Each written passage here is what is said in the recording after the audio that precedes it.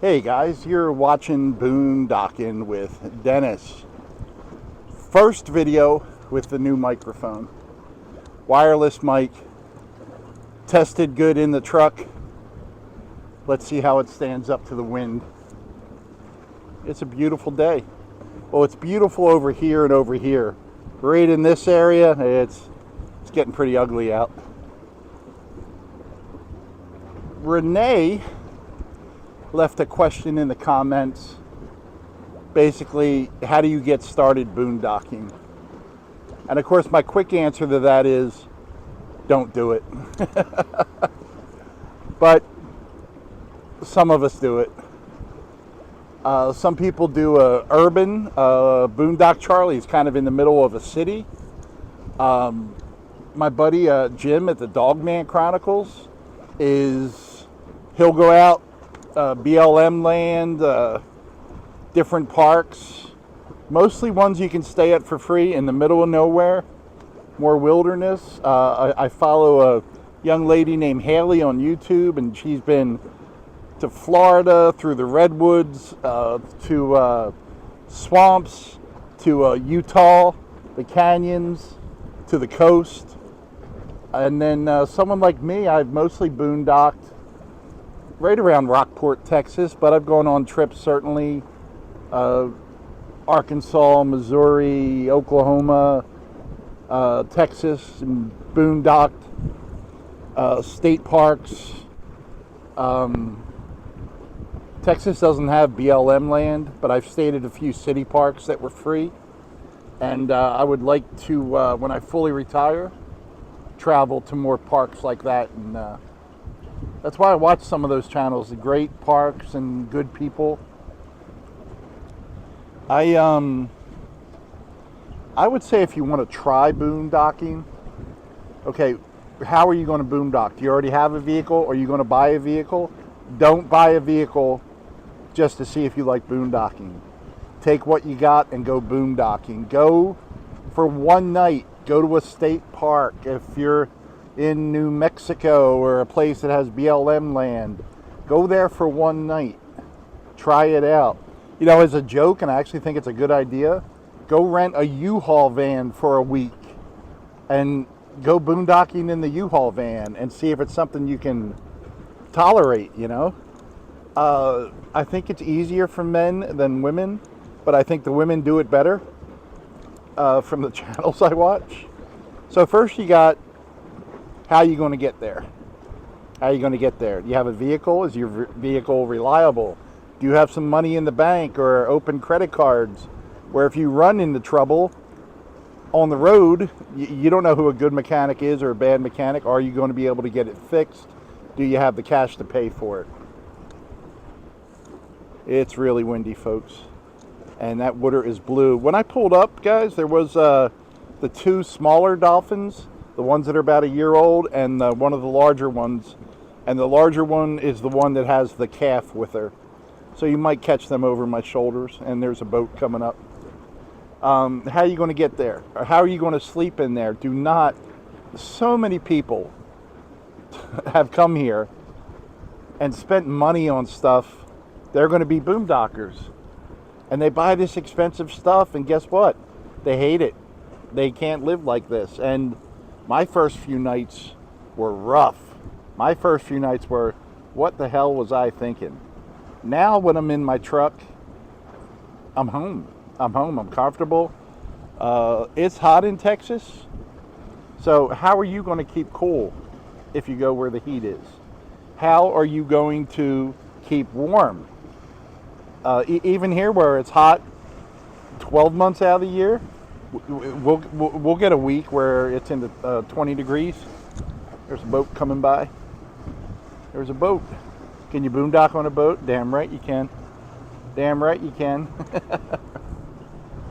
But how are you going to stay warm? How are you going to stay cool? You have to deal with those two issues.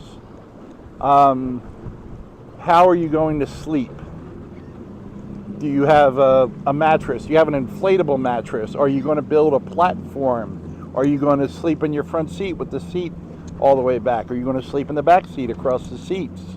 There's a million devices to help you do all that. Don't make big investments. See if you can sleep in your vehicle. How are you going to defend yourself? How are you going to defend yourself? Do you have a gun, a rifle, bear spray? Bear spray works better than mace because bear spray shoots further. Bear spray, mace, a knife, a hammer. I've seen it all.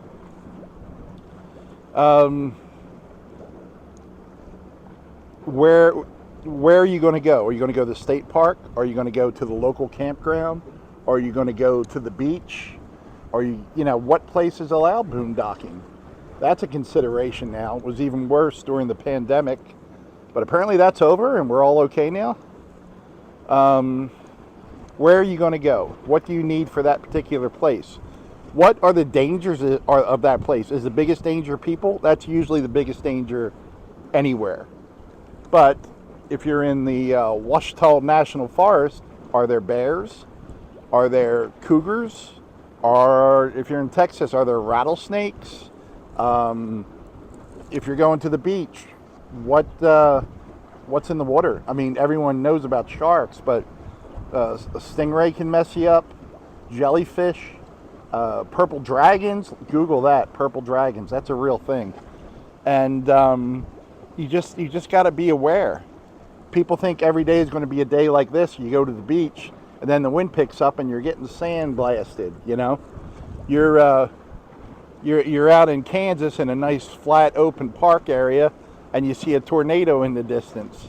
It's never ending. The bugs, the insects. The one thing I'll say about being at the beach with the almost constant wind, there's not a whole lot of bugs. It's everyone's situation is different. Those people I named, Haley, Jim, Charlie, and I, the only thing we have in common is boondocking. I would probably be lost or at least confused in their world until I got the hang of it, and probably the same thing if they came to my world. Are you traveling alone? Are you traveling with a friend? Are you traveling with a spouse? Are you bringing... I've seen van life people with cats in their van. Jim from Dogman Chronicles has 4 dogs he travels with. Where are you going to go to the bathroom? That's a big one. It's a big one. I've joked with other people that boondock that, yeah, that's how I spend half my day, wondering where the closest bathroom is. And like that's an exaggeration, but it's also a concern. If you're out in the middle of nowhere, you get your little 5-gallon bucket with the fake toilet seat on top, you're set. But most cases, there's other people around you. State parks have restrooms, showers, things like that.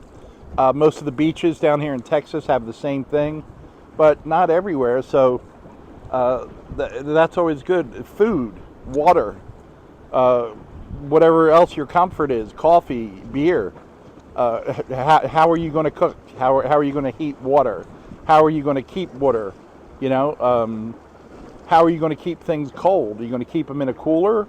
Do you have a plug-in refrigerator? Do you have solar? Before you invest in solar, guys, and I know people that have invested in solar and then didn't last 2 nights boondocking, do the simple thing. Get in your vehicle, bring whatever you need for bedding, and just bring some water and some food. Know where the nearest bathroom is, or get that 5-gallon bucket is a great investment.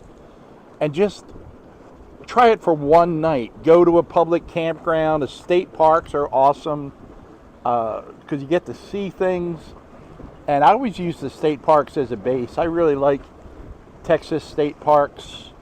The parks themselves are awesome. A lot of them, you don't even have to leave the park, but I like to explore all the little towns around the park and then just have a quiet, reasonably safe place to sleep at night. And yeah, it's just a lot. So when you start, don't sell your house and go buy a van and start boondocking. It's not the way to do it. You could absolutely hate it. Remember that guy you dated or that girl you dated that was awesome, and then after a month you went, what the hell am I doing with this? That's exactly what boondocking is like. There's always something. I mean, when you live in a house, there's always something going wrong.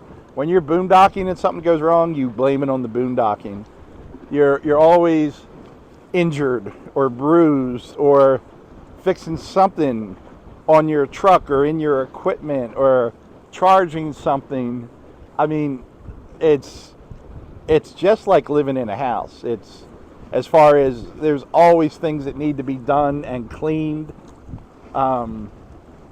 Yeah, just make a list.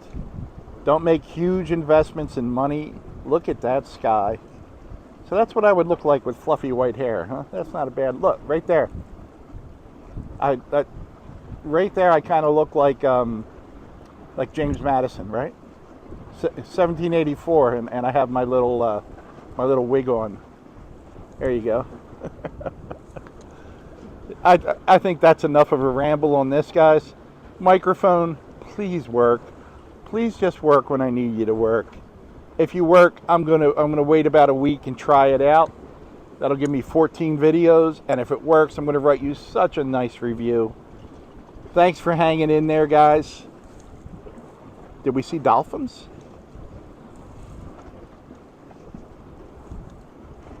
And by the way, guys, congratulations to Johnny Depp. Congratulations to the Love Shack. And congratulations to my buddy RV Living with the Geezer, who has completed 3 years of making videos on YouTube. That is huge. Shout out to Rusty78. That was my whole hand for some reason. Rusty78609 for all the plugs he gives all of us. Brings new people to our channel. I appreciate you all. Thanks for sitting along the water with me today. Thanks for watching.